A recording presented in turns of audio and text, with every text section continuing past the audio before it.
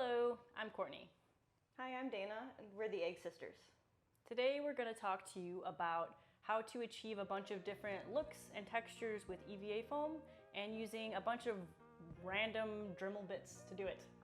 We got sanding bits, we got grinding bits, we got engraving bits, we've got routing bits, carving bits. Did I say carving bits already? Probably, All but, the bits. but use those again. You go back and forth a lot. So that's what we're going to talk about in this tutorial. Give you a bunch of different examples of things that we've played around with and see if that gets you any cool new ideas to start off your cosplay project. For our first texture, we're going to try and recreate the look of bone or horn. The first bit that we chose for this is the larger sanding drum with the extra fine grit sandpaper barrel. Instead of traditionally running the tool back and forth, we're running it up and down, which, using the round shape of the barrel, causes these thick, curved trenches. You want to make the trenches deeper and larger towards the base of the horn and then taper off to smaller, more subtle texture towards the tip. You can go back and continue to dig deeper and further the detail depending on how weathered you want your bone to look. To add further detail, now you can run the tool left to right like you would traditionally do to create more harsh, thin lines to add more detail.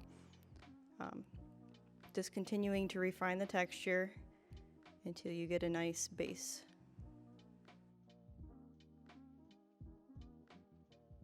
To further refine the texture, next we're going to be using the smaller sanding barrel and still using the 240 grit sandpaper.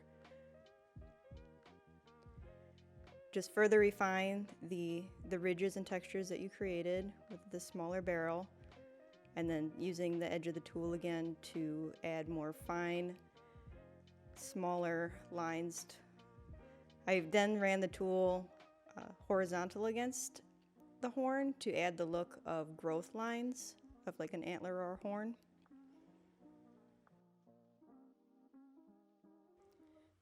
To further refine the texture, I then used a carving engraving tool to add small little pockets, pores, cracks, and accentuating the wrinkles that I have already, or the ridges I had already created with the other tools. Just going in and adding finer details.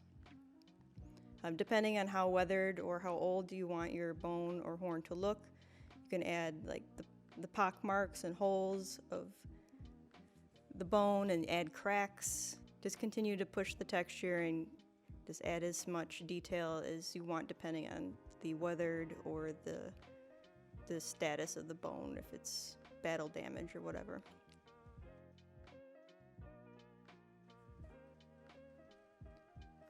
Another tool that I used was the thin cut cutting wheel. It creates very thin lines. You can add more texture by adding the different, I guess it'd be like striations or just very fine grooves in the bone. You'd probably want to focus more on the tip because that's where the finer details would be, and down the base would be the thicker trenches. Lastly, I used a grinding tool to further burnish the high ridges of the foam, trying to smooth it out to look like it was well worn.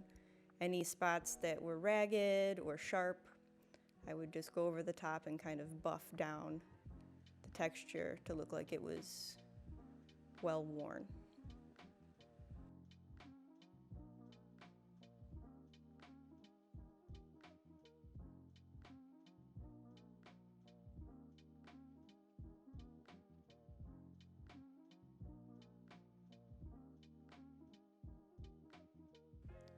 Here we're trying to recreate the look of stone, whether it be natural stone or a stone that's been carved and chipped away at.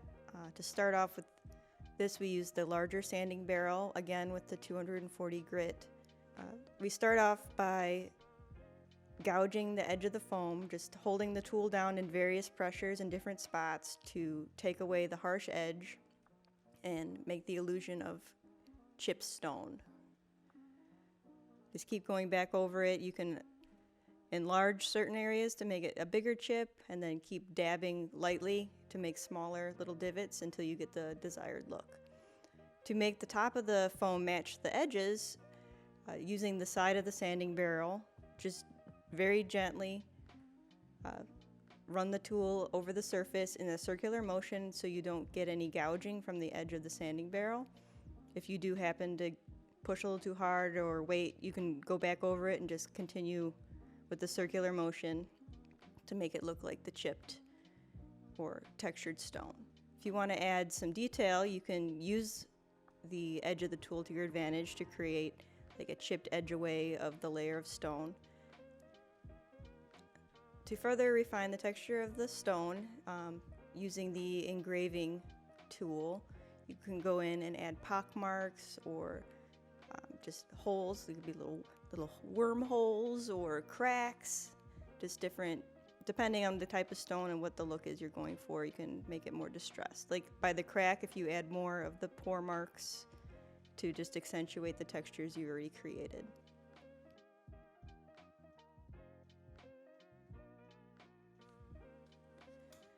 After we finished the stone, we decided to try out a different tool to try to recreate the look of hammered metal / going back to the stone and make it look like it's more chipped and like purposely engraved stone. So here we used a rounded grinding bit, and if you just push it into the foam in with different pressures, you can make the look of hammered metal or even like a pebbled kind of stone look. You may have seen this kind of texture in a certain armor. And then I went back and kind of reworked the stone, and instead of looking more natural, now you can use this tool to really push the textures and make it more like like someone manually carved something out of it and chipped away at it. It almost kind of looks like chipped glass. Really, it's a cool tool, and there's lots of interesting carving textures you can get from it.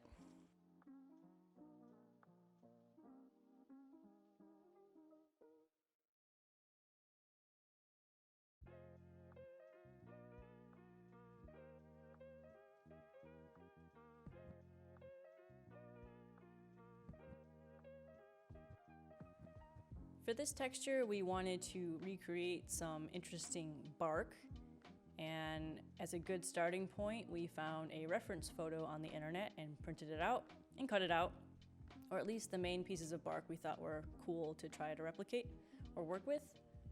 It's always nice to reference something from real life as a starting point and then get creative as you move forward with the detailing.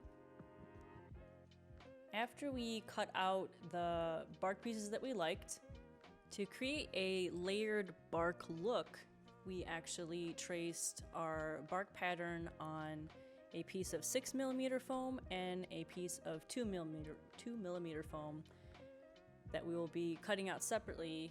On the 6mm bottom base piece of the bark, we took an engraving tool and traced our tracing of the bark. And what this is doing is creating like a very deep trench where the deepest cracks of the bark will be. This will help when we layer another piece on top of it to add greater depth again and more layering to the bark. Again, working on the bottom or base piece of the bark, we took a smaller sanding band to bevel the edges of all the pieces of bark that we traced. At kind of an angle, you follow inward between all of the lines that we engraved.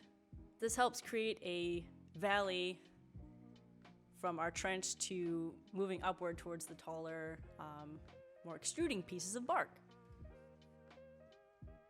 After cutting out the same bark pattern on our 2mm foam, and then we go back to the small sanding band and we do the same thing we did to the base, beveling the edges at an angle to make kind of a more rounded out organic shape. After we have beveled and given a general shape to all our pieces, the base and the top, we can take some rubber cement, apply it to both pieces, and put them together.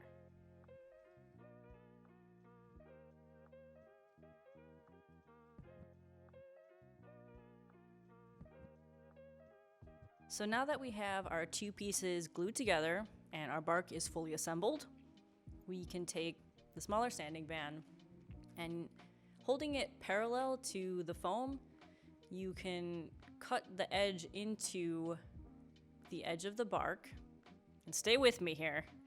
It's gonna look kind of like the stone tutorial where we're gonna be chipping away at the foam and, again, giving it that flaky bark look. So just gently moving the barrel along the edges, you can keep going deeper and then moving inward so you have kind of a gradient of levels of flaky bark.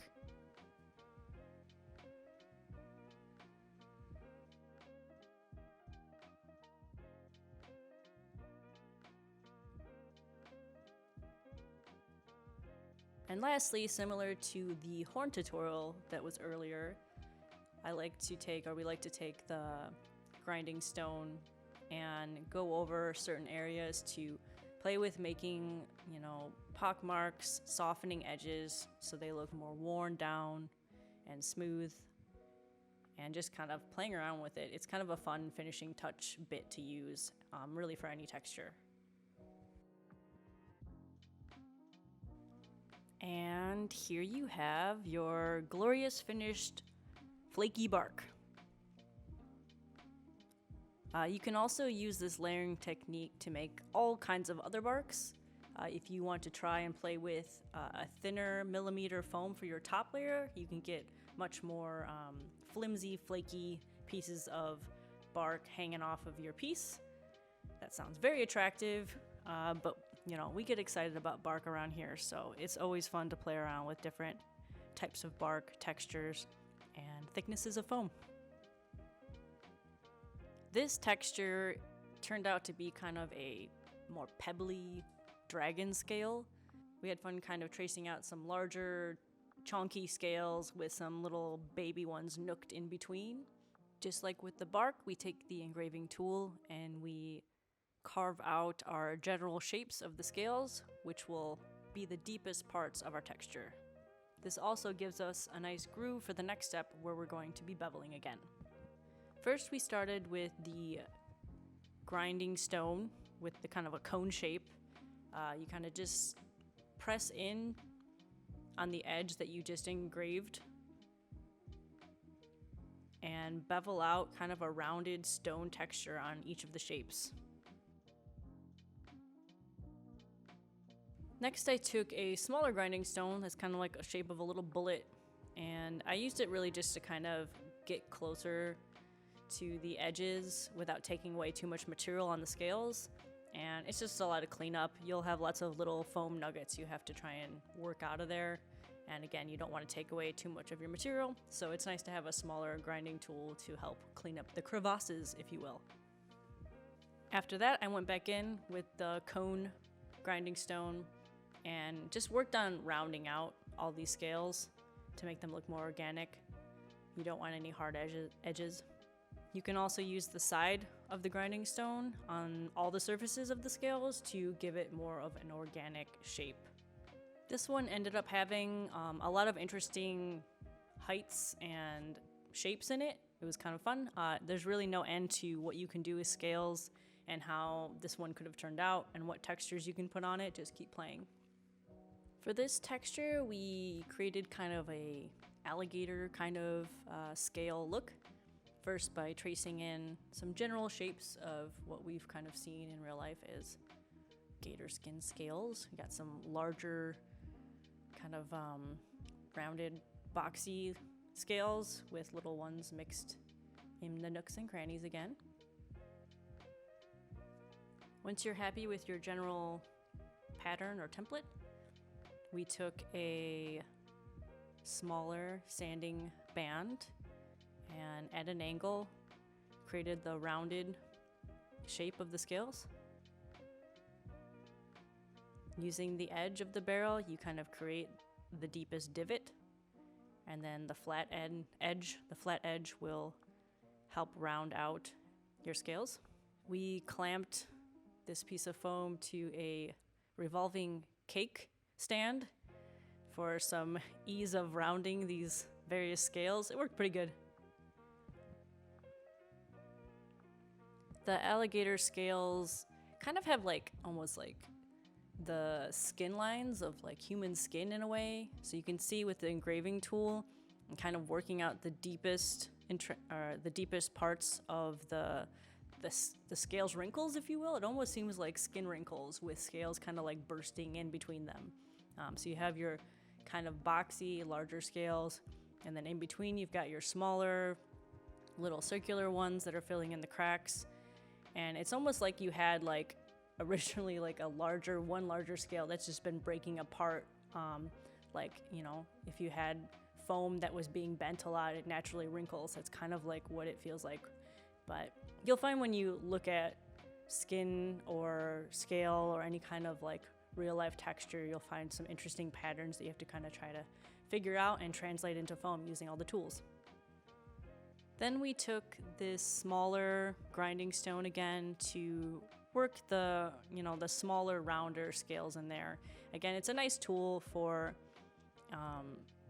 smoothing things out. It does take, you put enough pressure on it, it does take away a decent amount of foam, just like the barrel would. It's kind of a nice shape to get in all those crevasses. We took the smaller sanding band again, and very similar to how we kind of made that flaky bark, we applied it to these larger scales. These scales have natural ridges that form kind of circularly around the scale.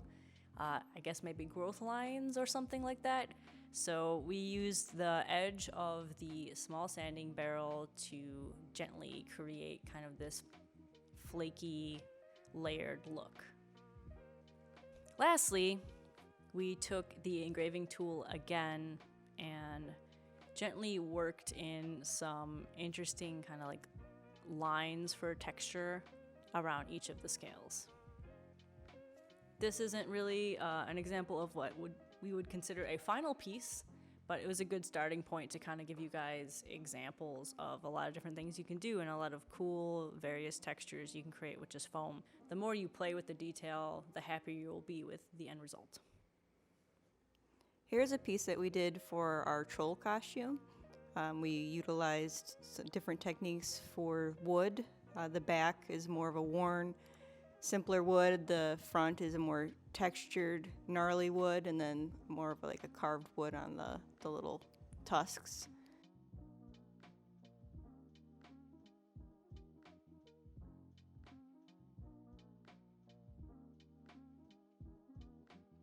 Similar, here is one of the armbands. We also made feathers out of foam.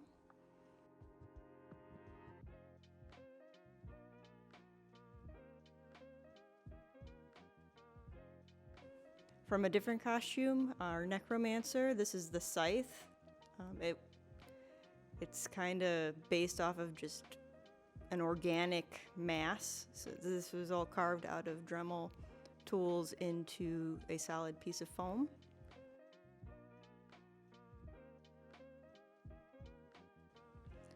Another texture that we used on our troll costume was hammered metal. That was done with one of the techniques that we showed you with the hammered look.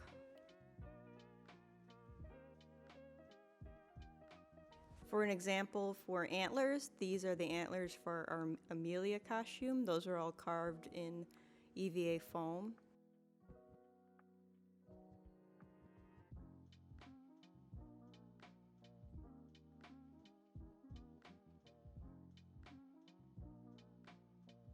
Another section of the head that we used foam is the tongue and the roof of the mouth. All the textures made with tools.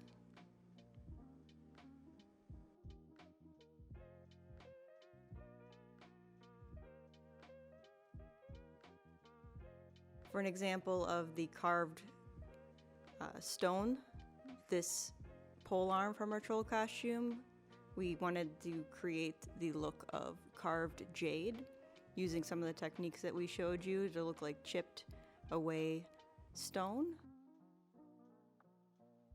Also some examples of some carved horny bits. So that was our tutorial on texturing EVA foam. We hope you guys learned a lot, or at least are inspired to try some different Dremel bits out and experiment and make some really cool new super detailed textures. And if these textures are not exactly what you're looking for, we would very much be interested in textures you'd like to see us recreate in foam with our Dremel bits. So if you want to add those in the comments, maybe we can do a supplemental video. Yeah, let us know if there's anything you're interested in seeing us try to figure out, and that sounds like a fun challenge. Yeah, also, make sure if you do use our tutorial, please tag us on your post so we can see what you made. Yeah. Thanks, guys.